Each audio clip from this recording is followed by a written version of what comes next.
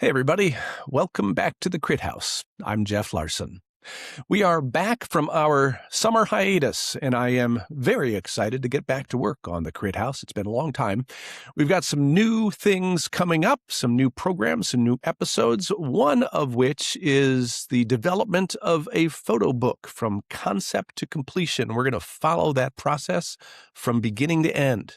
And I'm especially excited about that because we're going to do it with some of my own work. And that's kind of exciting for me. But today's episode is a little different. I recently had the opportunity to give a presentation to a fantastic photo group out in the Los Angeles area, Pasadena Photography Arts. And they asked me to talk about the Crit House and more specifically about the things that I have learned from doing the program over these past few years. We've done over 200 episodes of the Crit House with an amazing group of photographers and artists and editors and curators and just people who care deeply about photography. I am a better photographer from having done this program, or at least I think I am. I've learned from the people and what they have shared about their photography, what they've talked about, the things that have influenced them, and the different ways that they think about photography. So this presentation that you may look at today is the opportunity for me to talk about what all those conversations have taught me about being a photographer. And I hope you enjoy it. Welcome back to the Crit House. Jeff Larson is a photographer whose work explores place, light, geometry, and everyday life. Working primarily in Boston, in and around Boston, his photographs examine how people move through the city and how moments can reveal emotional and social narratives. In addition to his photographic practice, Jeff is the creator and host of The Crit House, a YouTube series featuring conversations with photographers about the images and artists that have influenced their work. He teaches workshops and lectures on street photography and visual storytelling and photographic seeing. And I have to say, Jeff and I met in 2021 when I had my very first street photography open show, and I curated him in. And I'm really, really excited to share his journey tonight and share the Crit House. Thank you. Okay, Jeff, take it away. Okay. Hi, everybody. I really want to thank the PPA for inviting me to participate in this. I've really worked to be a lifelong learner in the things that I do. And the process of going back and looking at the over 200 episodes I've done on the Crit House with some of the people who are on this call and seeing the things that the people I've talked to and the things that we've talked about and the series that we've had and how I have grown as a photographer has really been a great experience for me. So I appreciate the opportunity to speak to all of you about what I've learned, but mostly I'm just appreciative of the ability to be able to spend more time thinking about that in the process that I've gone through. So if you don't know what the Crit House is, the Crit House is a relatively small YouTube channel. There are some that are huge that have millions of followers. We have not quite that many. We have a good following. At the moment, I'm on a sabbatical as I deal with some work issues and get busy with that, but we'll be back in the fall with new episodes and some new things to put on the program.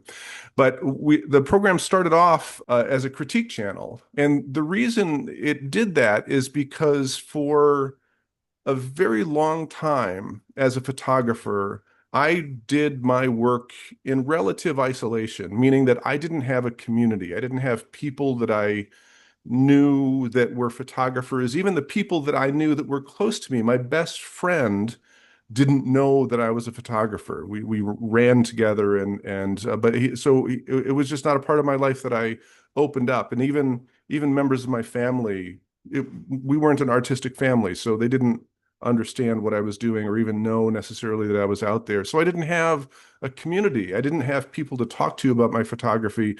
I had a dark room, but I'd print and then they'd go into boxes and no one really saw them. And I never received the input on those images. And for a long time, I stagnated and I wasn't moving anywhere.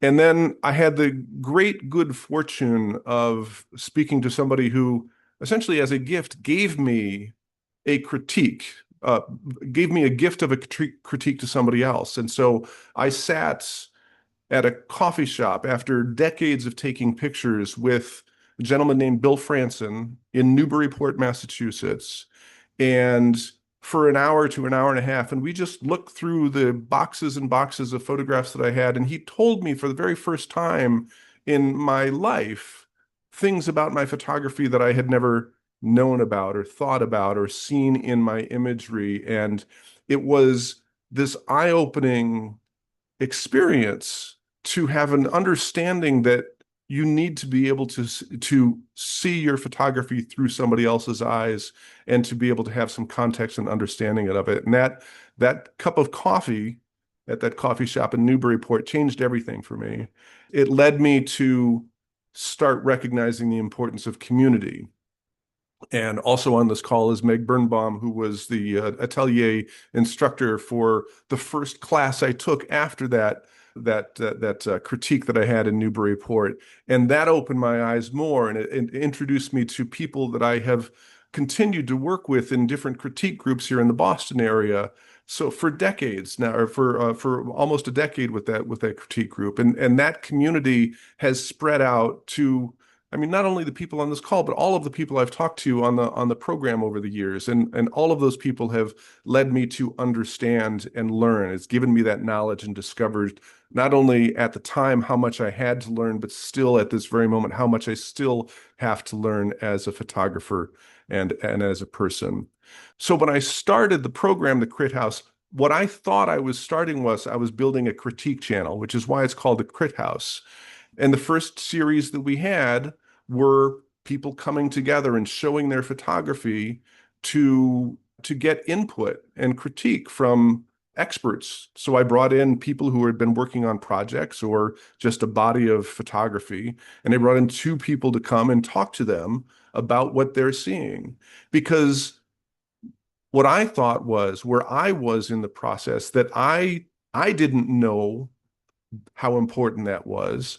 And it was my assumption, and I think I was right, that there were a lot of people toiling out there who also didn't know it and could benefit from this input on their work so that they could grow and they could have their eyes open. And it wasn't just people who had never had it done before, but people who had been working on projects. And then as time went on, we expanded the program to other series and we started doing other things. And I started to realize that what I was actually building was my own little master's program for myself. You know, I actually didn't even graduate from college, but I certainly didn't study photography. So I never had that formal education. And this program, the Crit House, through all of the different series and all the different discussions was my way of learning. And these are essentially what I'll be talking about tonight, because these are the 5 lessons that resonate with me a moment. That number one, that great photographers do not work alone. Secondly, that most photographers don't begin with the answers. You know, you go out and you capture images, but you don't know where you're going with it until you get to that destination. And then it's also important, number 3, like that influence isn't about imitation, that we're all influenced by others, whether it's people or work or art forms, and not just photography, but books and music and movies and music and poetry. And it's important to kind of recognize that as you go out in the world to learn those things and not just look at photographs themselves. Number 4, the great photographs begin with curiosity. And this might be the biggest lesson for me, because I'll be honest with you, as a young person, as a child, I wasn't that curious. You know, I played sports, and even when I grew up and became a relative adult, I just did my job. And it really wasn't until I picked up the camera and started to look at things and realize things, that's when I started to become curious as a human being. And then the final thing I'll talk about is just how I've learned that photography, the act of doing photography, changes the photographer themselves.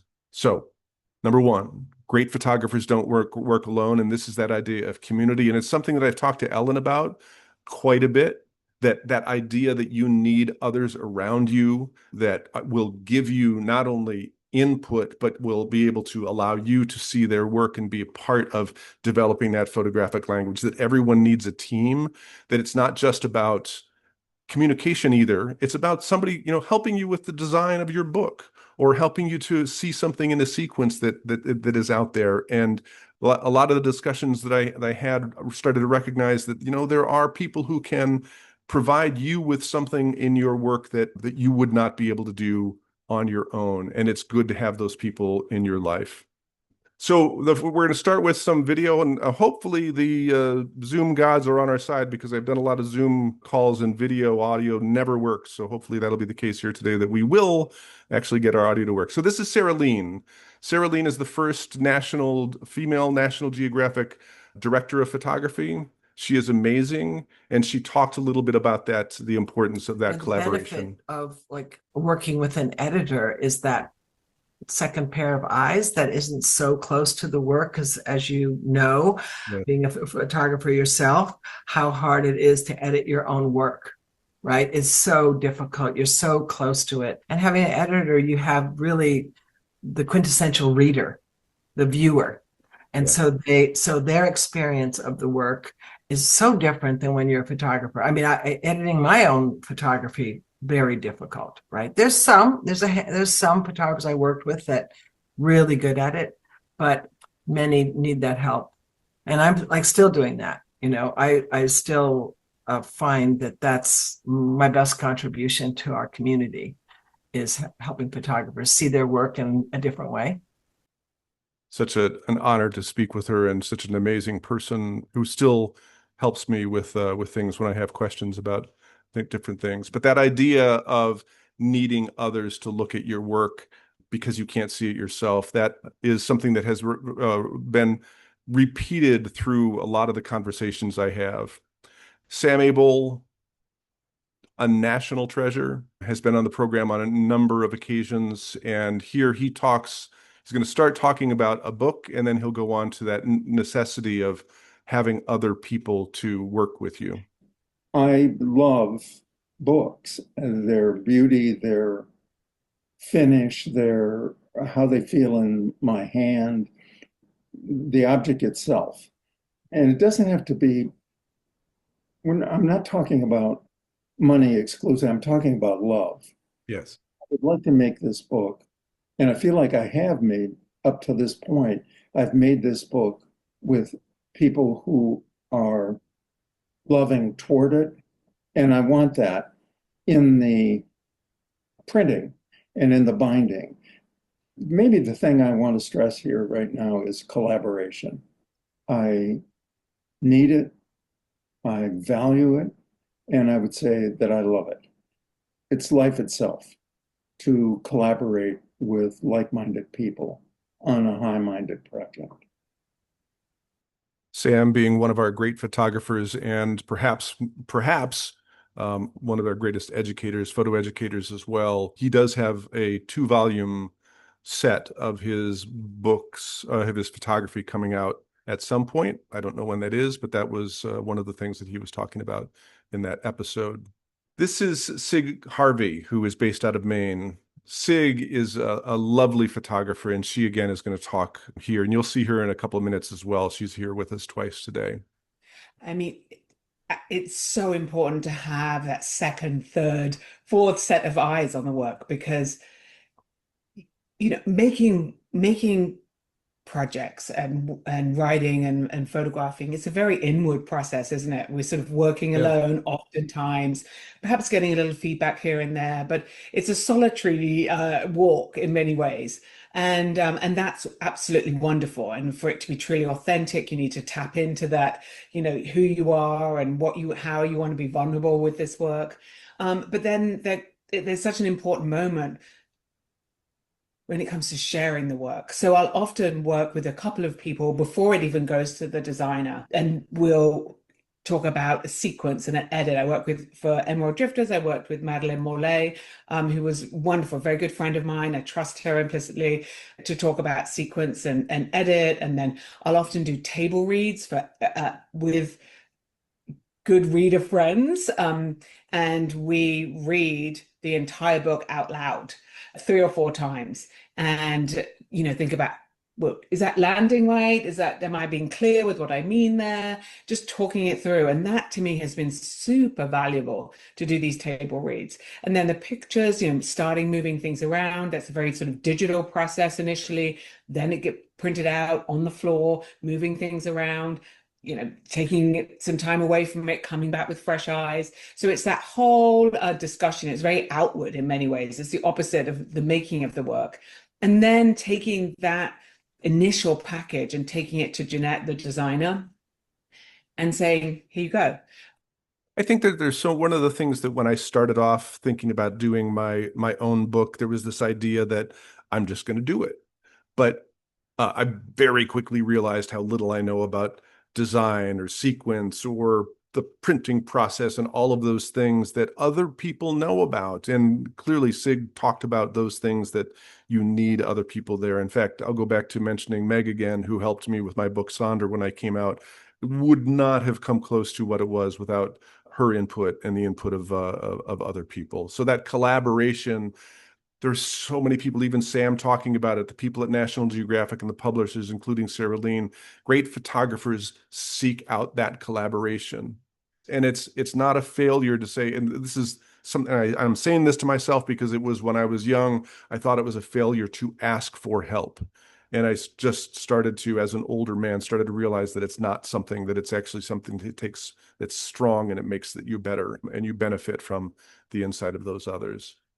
So the second piece is this idea that great photographers do not start with answers, that there's a certain uncertainty when you start with a project. You don't know where it's going. And one of the reasons that this resonates with me a lot is because I came out of a media background. I worked in radio and television for a long period of time. I worked with print reporters as well. And I know that in the process of doing a lot of that work, a lot of those people would get a story or get an assignment and would script it out before they went out to capture the images, do the interviews, and do the things that they were taking out there. And that it was done. They were just trying to fill in what they've already decided what the story was.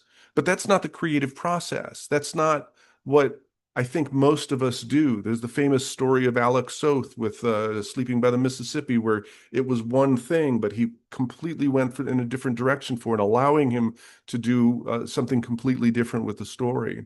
And here's Sig again, who can talk a little bit about, I guess the first question is what you started with what you ended up with? Like, did you know that the book was going to be what it is? Like, what was your initial concept? Oh, where to start? We could talk for an hour just on this idea because it's something that you've really sort of tapped into the pulse of what I think about. If you only make the thing that you know you can make at the beginning, then you're missing out on the entire creative process, because creativity is such a gift and such a this tapping into true creativity. It starts making itself, and we're just sort of running to catch up with it in many ways. Some people call it the flow, some people call it dropping into the muse. People have different names for it, but when you are in you can't photographic projects, you can't think them up beforehand. You might have an idea, but if you only make that thing, then your world will get smaller. And there's this beautiful thing when you sort of, you open yourself up to the creative process in photograph, in projects, but also in the making of the book, that it's the act of making it, you discover all these wonderful things. That's such a amazing thing. It's that process, the act of making it is where the discovery is. I was just watching this video and I started to realize you guys are seeing a lot of different hairstyles for me. So I didn't realize how things had changed so much over the last couple of years. So this idea of uncertainty, and this is the only work of mine that I'm going to show, I think, in this presentation. When we were doing the critique sessions, I was working with a couple of photographers who were coming in to do a critique, and one of the people who was going to participate to show their work, to put it up for critique, had to back out at the very last minute, and it left me with this time. And I had just started this project, which was not at the time called Passing, or To Come. It was called something else. I think it's had about 12 different names, but I didn't know what it was. I didn't know where it was going, and I had no understanding of what it was that I was creating. And it was a critique with Jane Szabo and Thomas Jackson, who I'll show a little bit of it a second ago, that gave me the idea to be able to continue forward with it. So it didn't answer the question about what it was, but it allowed me, the critique discussion allowed me to move forward with it. So this project, Past, Passing, or To Come, was, as many of our projects are, was a COVID project because I was a street photography and suddenly there weren't any people on the street. So I started looking inward to the buildings and looking what was in the buildings that were there, and started to realize there was life and there was history and there were things that were inside, and then seeing the reflections of those things that were outside. So you had the past, the present, and the future all within the image. And it all started to coalesce in this conversation that I had with Jane and Thomas Jackson on the Crit House. Well, so I guess one of the questions is again, I mean, I did this for a long period of time where there just weren't people on the street, but I don't know what to do with it. I don't know how to make it a package and to make it something that would be a unit. So like when you have a project, what do you do with something like this? Where do you go with it? Or am I asking a silly question again? Well, I mean, again, it's what are your ideas behind it? What are you trying to say would be the first question I would ask. And that would probably, that would tell me where it goes next. You know, are you looking for what venue does it fit in? Or are you looking for what does this influence you to make the next body of work? And because I'm a fine artist, I'm going to push you to keep going in this direction and to learn from this experience of breaking out of. What I like about these is they're not so straightforward. You know, many street images are, you immediately understand what you're looking at. And Yes. What I love about these is that I don't understand what I'm looking at. And what I love about that is it gave me the opportunity to look at these old pictures that I hadn't seen actually in quite a few years and realize I kind of like them. So they're coming back to the project as well. And I realize I'm much grayer than I used to be. Again, there's that idea that you start with something and you go someplace else, and where you are at the beginning doesn't necessarily mean where you're going to go at the end. We ran a series on the Crit House that was called the My Five series, where photographers and editors and publishers came in to talk about the images that had influenced them in their creative process, and to learn that, and what it taught me was that you need not only photographs, but you need to look at paintings and read books and watch movies and learn a way of seeing from all of those things, not only from the way of seeing, but meaning as well. And that those influences are part of you and part of the artworks that you create. And I start seeing myself in that. And we'll start off with Pete Souza, who was a White House photographer for several presidential administrations, most famously for Barack Obama. You know, I think for me, I'm still influenced by photographs that I see. I mean, there's a lot of new upcoming photographers that I've never met that are influencing me, or at least, you know, I look at their photographs and I'm always, I think I'm always a learner. So I'm always trying to think about my work in more current terms. I don't know if that makes any sense. It does. And I think that it was really difficult for me to come up with five. And I think that I was influenced a little bit by Sam Abel, his talk with you, in that Sam made reference, I'm paraphrasing, because you know, it was a while ago that I watched that, but that he made some comment about the very early influences were the most important for him. And I guess I feel sort of the same way. It was interesting looking at that from Sam, because he had his five influences were 4 works of art and 1 photograph, not necessarily all photography, as many people was. One of the things that Pete also said in another section, he wasn't photographing for tomorrow's newspaper, but he was looking at his photography as history and a document of history. And it certainly turned out that way if you follow Pete's work and his thing. Laura Wilson was on the program. She is not only a amazing photographer, but an author as well, and was an assistant for Richard Avedon for In the American West, and has some offspring that's doing some pretty good work as well out in Los Angeles. I worked for him for 6 years on this project in the American West. And then I did a book myself of Richard Avedon at work on this project, which was such a big, important project. It was perhaps the most important body of work he did in his lifetime. And I learned so much from him and learned so much from working on the project. And I mean, I could see what was important, what wasn't important, what he lost patience with, what interested him. I could also see the intensity with which he worked on every single portrait, and also the intensity with which he worked on the entire project. You know, he would go to bed at night thinking of what he would do first thing in the morning when he got up. And he would all day long be thinking of how to improve a portrait or who to photograph next to make a strong body of work. I learned how someone at the top of his game behaves, and that's you can't take that away from someone. That's always within me.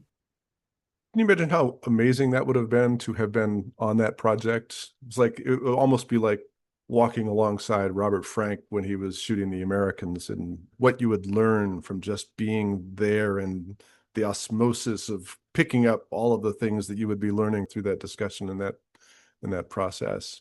So one of the other things that she said in that discussion was that a great photograph is about content and geometry. And I think about that a lot when I'm out walking, doing my own photography, again, mostly street photography, because I see the geometry, but I don't think as much about the content nor the story. And so this quote of hers rings in my head very often when I'm out taking pictures. Dan Milner is a gentleman who's has been a friend of the program from the very beginning. He's been on several times, is always we'll call him a character. He's smart. He's an excellent photographer. He works for Blurb as a creative evangelist, I believe is what his title is, but he always has something interesting to say.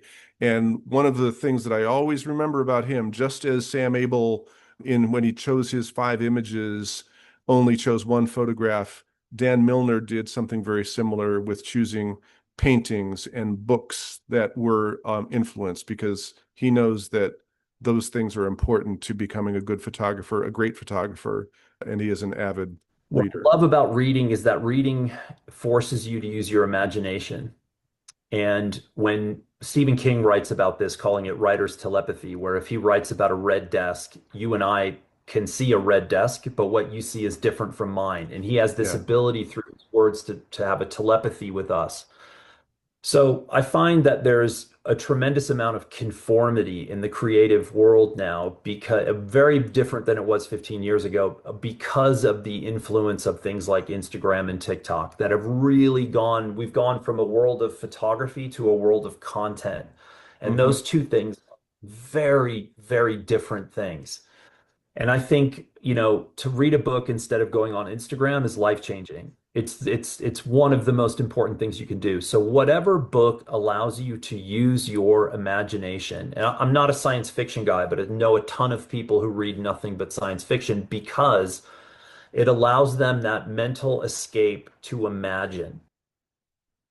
Love Dan and think about him a lot, and the assistance he's given me, not only in this program, but as a photographer as well.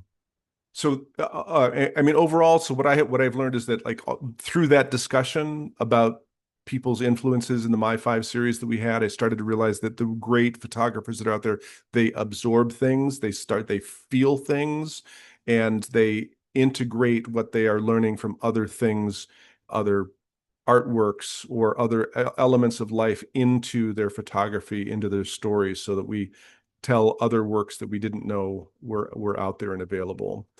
And then on to the next piece about great photographers and curiosity and how we go about the process of doing the photography we do. And that line that before there's a photograph, you have to pay attention to what you're going to photograph. And that goes back to that curiosity piece that I was talking about before. Eugene Richards started in Boston with his book Dorchester Days, which is in my mind one of the great photographic books ever. In part, I put it on that pedestal because I'm a former Dorchester resident, so it hit home for me. But he is just brilliant. Indeed, you work for publications, you work for the New York Times, or Life in the past, that's how you identify yourself as a photojournalist. If you're giving a story to go out there and you have to cover the story in the basis, you're a photojournalist. Maybe I would like the term, but it's not a term people use very probably. Social photographer would probably be more appropriate. Yeah. In the sense that I hang out with people. So very often it's sort of like us now. I mean, you don't go out with a theme in mind. You go out there to see what would happen. And that takes me back to what I was saying before, having come out of media, where I saw all the time reporters going out with that story already baked into their minds. And Gene spends time with people and he gets to know them before that camera even comes out, and he comes out with just brilliant work. And then there's Harvey Stein, a New York area street photographer, and his process as well. Mostly on the street, confrontationally. I call it collaborative confrontationally. Collaborative that I go up to people and speak to them and have them know that I'm going to photograph them. I don't get their permission, but I say I'd like to, or I'm going to photograph you. And sometimes they say no, and it's too late because I've already done it. But usually I get them into a conversation. With a kid like this, obviously I'm not doing that. So I like to be straight on, and that's I would say if I have a style, that's my style, and close. Harvey's great. So this is in the curiosity section, but it kind of comes down to this idea that what we were not talking about in the 200 plus episodes. And this is probably one of the reasons why the channel is a small one, because if you want a big audience, you talk about cameras, you talk about gear, you talk about, social media and those things. But the people who I have revered as photographers and who I've learned more from, they don't talk about those things in these conversations we have. They talk about meaning and metaphor and story. And that may just be because of that's what I'm interested in as an interviewer. For me, that's what I need to learn. That's what I think a lot of us need to have a better understanding of, is how to find that thing that our photography is about and what it means. That's at least what it has been for me. And this comes to the final piece, that photography in and of itself changes us. I know that my photography has made me a different person. The process of going out into the world, experiencing things that I never would have experienced before had I not had a camera in my hand, going to places, seeing things, thinking about things, getting up at ungodly hours of the day to go and capture an image that you couldn't capture at any other time of the day, that makes us different. And I hope for the people who are in my life that means that I am a better person as well, because the photography changes us. And one of the areas where this came home for me is this conversation I had with Stella Johnson, who's a Boston area photographer. She's a Leica ambassador. Love her like anything. And then Lisa Kessler, who's also a photojournalist from the Boston area. We had a conversation about Nan Golden, and Lisa talked a little bit about how photography changed Nan Golden. She was very clear on the purpose of photography for herself. Probably the first purpose was it gave her a voice. I think that after the suicide of her sister, she has said that it gave her a voice. I think that she didn't speak for several years, but she believed very strongly, she understood from what she knew of her sister's suffering in the hands of just the very repressive norms of society at that time. It would have been the early 60s, I suppose, right? that she felt that society kept the wrong things secret. Like when I look at her photographs, I just see a very clear liberation. Like the things that you in the world think are wrong or should be hidden. No, those are the things that need to not be secrets because they're true and they're beautiful. I didn't know much about Nan Golden before that conversation. I knew about her and I knew about the Ballad of Sexual Dependency, but that conversation was something that really changed my view of what I can be doing. Circling back to where we started at the very beginning, when I first met PPA, the Pasadena Photographic Arts, was when I participated in an open show, as was said earlier, with Nina Welch-Kling. And Nina has done this project, I think it's called Rolantando, that had this same kind of thing where what she was doing to try to capture this project changed the way that she photographed on the street. Right. So I also love the idea that in an odd way, every person I photographed became beautiful to me in this very painterly way. So it didn't matter. It was male, female, race. It didn't matter. Everybody was like set on this kind of pedestal in this very carefully photographed manner, almost like a portrait. And that wasn't initially intended, but I felt like that it gave everybody kind of this gravitas on the street. And you see Ellen Friedlander there, who was a part of that conversation. This was an interesting one for me because I created photo groups.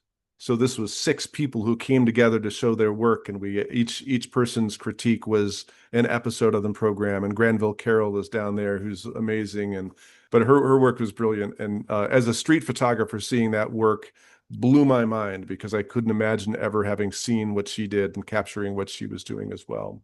So I'm getting toward the end of this, and I just want to say, like, that the other pieces about transformation is that one of the things that happened during this process of doing all these interviews and meeting all these people and talking about people well known and not well known was that so much stayed with me. There's a sentence here and there that just sticks with me, just like, Laura Wilson says something that keeps coming back to me while I'm walking down Mass Ave in Boston. There's always like a question that creates some kind of an illumination that I've never considered before. And our failures too, right? I mean, we all think about those things that we missed or something that we didn't do as well, but those failures are learning experiences too. And then there's just this discovery, all of these things combining so that I can take it into my own photography and try to become not only a better person, but a better photographer as well. So wrapping it up, I'll go back to the beginning. I thought I was doing a show that was about critique, and it was, but it migrated and became something else. And now it's really what I think of as my own personal class, master class, or master's program, and how photographers learn and they see and they create and they come up with the great works that they do. So it's about collaboration. You've got that amongst all the people that are here, staying curious, becoming curious, trying to figure out how the world works and maybe capture it visually, embracing that uncertainty. You don't know where you're going, but just keep going. Welcoming the critique and input from others. You don't have to listen to all of it, but at least hear that it's there and give it the credence that you want it to give it to. And then just that final piece that I'm hoping, as a man who's getting on in years, to just keep learning and to keep doing more as I age and I continue to work and be a photographer. And this is just one thing that I wanted to put in there because I think about it is the best photographers that I've talked to aren't just the people who have learned to see the world. They are the people who never stop learning how to see it. And I see that in Sam Abel and Sarah Lean and Eugene Richards, who continue to learn and continue to grow and continue to do good things.